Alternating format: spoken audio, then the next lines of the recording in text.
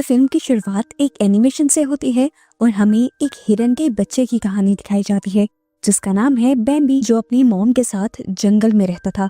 हंसी खुशी उनकी जिंदगी कट रही थी, पर एक दिन कुछ शिकारी उसकी मॉम का शिकार कर लेते हैं और इस तरह वो इस खतरनाक जंगल में अकेला रह जाता है। जंगल के खतरों से बचते हुए सालों की जिंदगी वो गुजार लेता है, जिसके बाद फाइनली बैम्बी को अपनी पार्टनर भी मिल जाती है। उसकी फैमिली अब दोबारा से कंप्लीट होने लगी थी। उसका अब एक बच्चा भी था। इसी वजह से बैम्बी अपने बचपन की ही तरह खुश रहने लगा था, पर शायद किस्मत को उसकी खुशी मंजूर ही नहीं थी। थोड़ी सी ही इन खुशियों के बाद उनकी जिंदगी में मुश्किलें आना शुरू हो गईं, क्योंकि अब इंसान जंगलों को काटने लगे थे और आए दिन इन्हें अपना घर बदलना पड़ता था। एक दिन जब बैम्बी की पूरी फैमिली जंगल के रास्ते से गुजरने वाली सड़क को क्रॉस कर रहे होते हैं, तो एक तेजी से आता हुआ ट्रक उन्हें कुचल जाता है। बैम्बी को तो हल्की फुल्की ही चोट आई थी, पर बदकिस्मती से उसकी वाइफ उस ट्रक ड्राइवर की लापरवाही की वजह से दम तोड़ गई थी और उसके बच्चे तो इस हादसे से डर के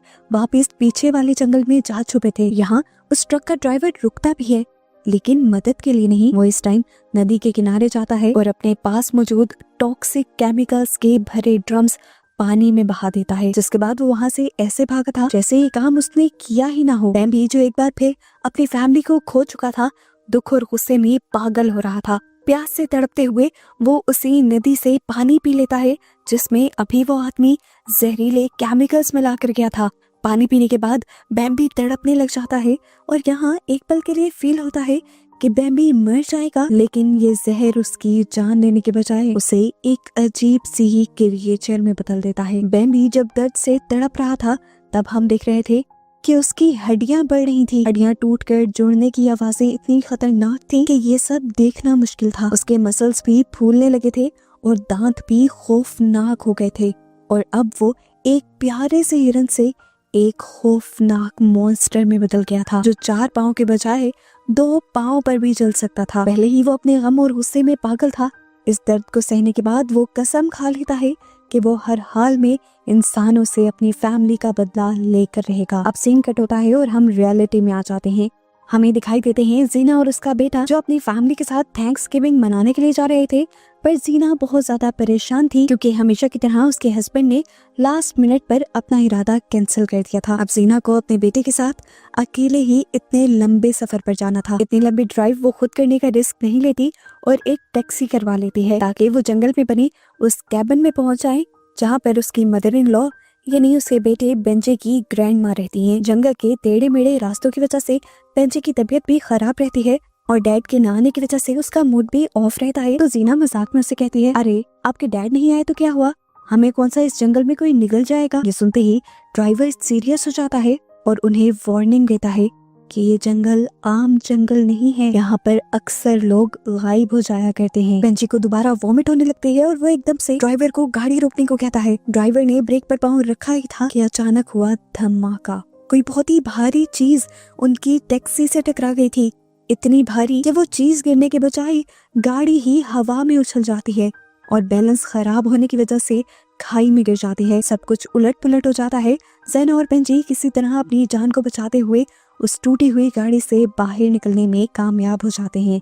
इस टाइम वो जख्मी भी बहुत ज्यादा थे और डरे हुए भी थे क्योंकि उन्होंने महसूस किया था कि अंधेरे में कोई ड्राइवर को खींच कर ले गया था। जो भी था वो इंसानों का शिकार कर सकता था, इसी वजह से ये और भी ज्यादा डर चुके थे।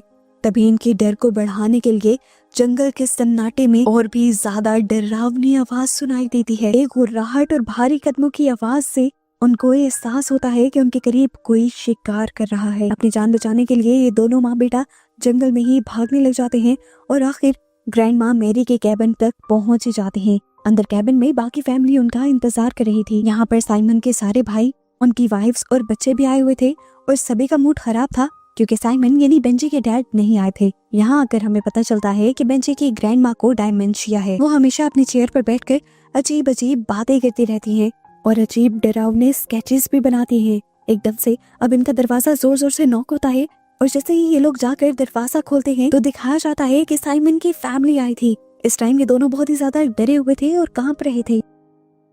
ये लोग उन्हें रिलैक्स करते हुए अंदर लेकर जाते हैं और उनसे पूछते हैं कि क्या हुआ। बेंजी इन्हें जंगल में होने वाले एक्सीडेंट के बारे में बताता है और उस जानवर के बारे में भी जिसने ड्राइवर का शिकार कर लिया था। साइमन की फैमिली बहुत ज्यादा कंफ्यूज हो गई थी। साइमन का भाई यहाँ पर बहादुर और चालाक बनने की कोशिश करता है और एक टॉर्च उठाते हुए कहता है कि मैं जरा ड्राइवर की मदद कर आता हूँ। इसी दौरान जंगल में हमें कुछ और लोग भी दिखाए जाते हैं। ये बहुत बड़े शिकारी हैं, लेकिन आजकल ये जंगल में शिकार करने नहीं आए, बल्कि इन्हें एक बहुत ही बड़ा कॉन्ट्रैक्ट मिला है बिल पेग्सर कंपनी की तरफ से। उनका मिशन है म्यूटेटेड हुए बैम्बी को ढूंढना और उसे मार देना, ताकि कंपनी का ये राज ही रहे कि उनके टॉक्सिन्स की वजह से जानवर ज़ॉम्बी में बदलने लगे हैं। ये लोग यहाँ से जा ही रहे थे कि इन्हें खाई के पास एक टूटी हुई टैक्सी मिली। इसे देखकर वो शिकारी घबरा गए और तभी उन्हें यहाँ पर किसी चीज की आहट सुनाई दी। डरते हुए उसने उसी डायरेक्शन में गोलियां चला दी, ये भी सोचे बगैर कि अगर वहाँ कोई जानवर ना हुआ तो। था भी ऐसा ही। यहाँ पर साइमन का भाई आया था जो यहाँ ड्राइवर की जान बचाने आया था, लेकिन अब अपनी ही जान गंवा बैठा था। लड़के को मरा हुआ देखकर बाकी शिकारी भी अपने साथी के ऊपर गुस्सा होने लग जाते हैं और फिर फैसला करते हैं कि वो इस बात को यहाँ से बाहर जाने ही नहीं देंगे और एक गड्ढा खोदकर इस लाश को यहीं पर छुपा जाते हैं। सीन कट होकर हमें दोबारा बेंजी की ग्रैंड माँ का कैबिन दिखाया जाता है, जहाँ पर सीना काफी ज्यादा डरी हुई थी और वो अब अपनी मदर इन लॉ की बनाई हुई ड्राइंग्स देखती है और नोटिस करती है कि सभी ड्राइंग्स में सिर्फ एक ही चीज बनाई गई है, एक काला बड़ा सा हिरन जिसके सींग बहुत ही खतरनाक लग रहे थे। अगर ग्रैंड माँ इस मॉन्स्टर की तस्वीरें बना रही थी तो साफ मतलब था कि उन्होंने ये मॉन्स्टर करीब से देखा है और जीना समझ जाती है कि अब खतरा इनके बहुत करीब है। बेंजी अपनी ग्रैंड माँ के पास आता है और देखता है कि वो क्या बोल रही हैं। वो बार बार यही बड़बड़ा रही थी कि वो सामने पार्क में खेल रहा है। बेंजी उनकी बात को ना समझते हुए खिड़की से बाहर देखता है और जोर से चिल्ला देता है, क्योंकि जंगल के किनारे दरख्तों के बीचों बीच वही खड़ा था वो ज़ॉम्बी बना हिरन बैम्बी, जो किसी इंसान की तरह दो पैरों पर खड़ा था। उसकी आंखें आग की तरह लाल हो रही थी और बड़े बड़े सींग उसके उसे और भी ज्यादा डरावना बना रहे थे।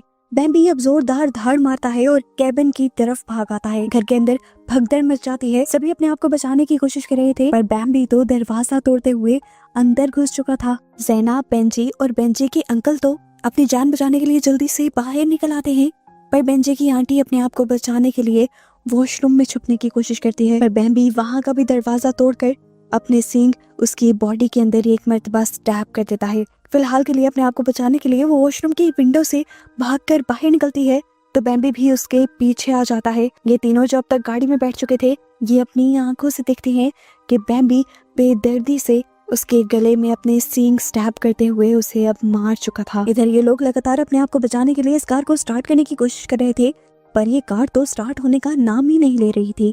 डर के मारे ये लोग देखते हैं कि बैम्बी अब घर की तोड़फोड़ के बाद उनकी तरफ उन्हें मारने के लिए आ रहा था। फाइनली इनकी किस्मत इनका साथ देती है और इंजन भी चल जाता है।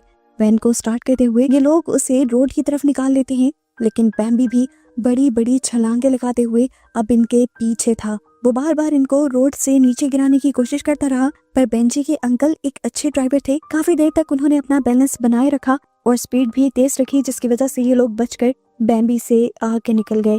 लेकिन फिर कुछ ही दूर जाने पर उनका रास्ता रोक लिया एक बड़े से पेड़ ने। ये लोग बुरी तरह फंस चुके थे, ना आगे जा सकते थे ना पीछे। वक्त भी कम था, बैम्बी जल्द ही इन तक पहुंच भी जाता। ये लोग फैसला करते हैं कि ये लोग दरख्त को अपने रास्ते से हटाएंगे। बेंजी का अंकल कहता है कि मैं नीचे जाकर इस लकड़ी को एक रस्सी से बांधूंगा, बाकी लोग पेड़ को दूसरी तरफ धक्का देंगे जो कि एक डायरेक्शन बनाएगा और फाइनल धक्का वैन से लगेगा, ताकि एकदम से ये पेड़ जंगल की तरफ ही जा गिरे और ये रोड क्लियर हो जाए। बेंजी को बहुत बड़ी जिम्मेदारी दे दी गई थी, क्योंकि उसने रेस देनी थी। ये लोग अपना पूरा सेटअप तैयार करते हैं और तभी अचानक अंधेरे से वो मॉन्स्टर यानी बैम्बी निकल आता है। ये देखकर बेंजी इतना ज्यादा घबरा जाता है कि उसे पता ही नहीं चलता उसने एक्सेलरेटर पर पाँव रख दिया था। इसके नतीजे में होता यह है कि उसके अंकल, जिसने रस्सी को अपने पाँव में पकड़ा हुआ था, वो उसी रस्सी के साथ घिसटने लग जाते हैं और उनका मुंह शदीद जख्मी हो जाता है। उनका बेटा जो पीछे ही रह गया था वो भी इस मॉन्स्टर से बचने के लिए यहाँ से भागने की कोशिश करता है और जंगल में आ जाता है। वो बैम्बी का तो शिकार नहीं बनता, लेकिन यहाँ गुस्से में वो एक छोटे से खरगोश पर गुस्सा और फ्रस्ट्रेशन निकाल देता है, उसे पाँव मारते हुए। वो खरगोश भी अब अपने साथियों को ले आया अपना बदला लेने के लिए। देखने को मिला कि उसके नन्हे खरगोश साथी भी उस टॉक्सिक वेस्ट की वजह से खतरनाक ज़ॉम्बी में बदले हुए थे, जो अब इस लड़के के ऊपर जंप करते हुए हमला करते हैं और गिराकर उसे खाने लग जाते हैं। सीन कट होकर दोबारा हमें वैन का सीन दिखाया जाता है। इन लोगों की वैन जहाँ पर रुकी थी वहीं पर अब शिकारियों का ट्रक भी आ जाता है। ज़ैना उन्हें देखते ही मदद के लिए रोक लेती है, इसीलिए शिकारी इन सबको अपने ट्रक में बिठा लेते हैं। ये लोग जब अपने अड्डे पर पहुंचते हैं तो वहां जाते ही ज़ैना और बेंजी ये देखकर हैरान परेशान हो जाते हैं कि वहां पर साइमन भी था। वो इसी इलाके में होने के बावजूद अपनी फैमिली के साथ डिनर करने नहीं आया था। ऐसा भी क्या जरूरी काम था उसे इस जंगल में। साइमन अब कड़वा सच इन लोगों को ये बताता है कि वो विल बैक्सर कंपनी का एक बहुत बड़ा ऑफिसर है। उससे एक बहुत बड़ी गलती हो गई थी, क्योंकि उसने ऑर्डर दे दिया था अपनी कंपनी के टॉक्सिक वेस्ट को जंगल में फेंकने का। क्योंकि उस वेस्ट को एनवायरनमेंट फ्रेंडली बनाने के लिए उन्हें बहुत ज्यादा पैसा रिक्वायर्ड होता था, तो साइमन ने डिसाइड किया कि वो पैसा वो उस वेस्ट को साफ करने में नहीं लगाएगा, बल्कि उसने वो पैसा खुद रख लिया और वेस्ट जंगल में गिरवा दिया। उसी टॉक्सिक वेस्ट का पानी पीने के बाद बैम्बी और जंगल के कई जानवर भयानक मॉन्स्टर में बदल गए। अगर ये बात कंपनी से बाहर चली जाती है, किसी को पता चल जाती, तो कंपनी पर और उसके ऊपर एक बहुत बड़ा केस बन जाता और वो जेल चला जाता। अपने आप को बचाने के लिए ही उसने इन शिकारियों को हायर किया था और वही बैम्बी और सारे ज़ॉम्बी बने जानवरों को मारना चाहता था और इस जंगल को क्लियर करना चाहता था। ये सारी हकीकत सुनकर ज़ैना उसके ऊपर चिल्लाने लग जाती है और उसे बताती है कि सिर्फ तुम्हारी इस गलती की वजह से तुम्हारा अपना ही भाई और भतीजा मर गए हैं और अब मैं और तुम्हारा बेटा भी इसी अजाब से गुजर रहे हैं। साइमन कहता है, मुझे परवाह नहीं, मैं तो कभी भी ये जिम्मेदारी लेना ही नहीं चाहता था। बेंजी बाहर खड़ा ये सब कुछ सुन रहा था और ये जानकर कि उसके डैड उससे बिल्कुल प्यार नहीं करते, वो बहुत ज्यादा उदास हो जाता है और यहाँ से भाग जाता है। बेंजी कुछ ही दूर गया तो उसने देखा कि यहाँ पर एक पिंजरे को ढक कर रखा गया था। उसने कपड़ा हटाया तो देखकर हैरान हो गया कि यहाँ पर हिरन का बच्चा था। ये देखकर उसे समझ आ गया कि शिकारियों ने इस बच्चे को ट्रैप बनाया हुआ है ताकि उस मॉन्स्टर बैम्बी को बुलाया जा सके। बेंजी को उस छोटे से बेचारे जानवर के अंदर अपना दर्द महसूस होता है। वो भी तो अपने डैड से दूर था, इसीलिए वो पिंजरा खोलकर उसे आजाद कर देता है। इधर बैम्बी जो इस टाइम एक दूसरे इंसान को भी मारने वाला था, उसे जैसे ही अपने बच्चे की खुशबू आती है तो वो उस आदमी को छोड़कर अपने बच्चे को ढूंढने निकल जाता है। अपने बच्चे को ढूंढते ढूंढते वो अब इन शिकारियों के कैंप के अंदर घुस गया था, जहाँ जाते ही उसे पहले बेंजी की ग्रैंडमा दिख जाती है और इससे पहले कि वो बेंजी की ग्रैंडमा को खा जाता, उसके डैड की कोवर्कर की यहाँ चीख निकल जाती है और बैम्बी उसके ऊपर हमला कर देता है। कंट्रोल रूम में ये सब लोग अब बैम्बी को मारने के लिए तैयार थे। तभी यहाँ पर जमीन हिलने लगती है और वो म्यूटेटेड हुआ हुआ बैम्बी वहां पहुंच जाता है। शिकारी उसके ऊपर गोली चलाने की कोशिश करता है, पर मॉन्स्टर उसे अपने सींगों पर उठाकर फेंक देता है। इस टाइम बैम्बी के सामने साइमन की पूरी फैमिली थी, पर साइमन अपनी फैमिली की जान बचाने के बजाय अपनी जान बचाकर वहां से भाग जाता है। वो अब जाकर अपनी महंगी गाड़ी में बैठ गया था और उसने अपनी सीट को भी लॉक कर लिया था। उसे लगा कि अब उसकी जान बच गई है, लेकिन ये बस उसका वहम था। पीछे की दरवाजे की खिड़कियां तो उसने बंद ही नहीं की थी। वहां से खूनखार बने वो खरगोश उसके ऊपर हमला कर देते हैं और उसे मार देते हैं। सीन कट होकर दूसरी तरफ हमें कैंप का सीन दिखाया जाता है, जहां पर सिर्फ ज़ैना, बेंजी और वो मॉन्स्टर बचे हैं। वो भयानक ज़ॉम्बी उनके सरों पर खड़ा जोर जोर से सांस ले रहा है गुस्से में। इससे पहले कि वो उन दोनों को मार देता, झाड़ियों में से निकलकर उसका छोटा हिरन यहाँ पर आ जाता है, उसका बेटा यहाँ पर आ जाता है, जिसे देखते ही बैम्बी इन दोनों को भूल जाता है। वो अपने बेटे से मिलकर बहुत ज्यादा खुश था।